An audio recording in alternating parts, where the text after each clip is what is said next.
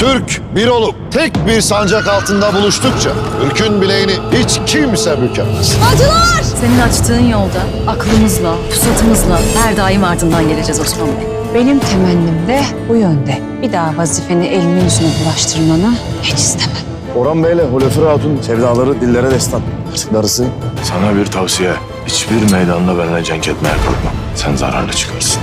şöyle sanma Yusuf. Osman'a karşı yeni bir hamlem var desem. Dile benden ne dilersen. Rum ailesi ayaklandı beyim. Söğüt alevler altındadır. Askerlerim, Bizans'ın gücünü tüm dünyaya göstermek için yürüyün. İşte meydan, işte er.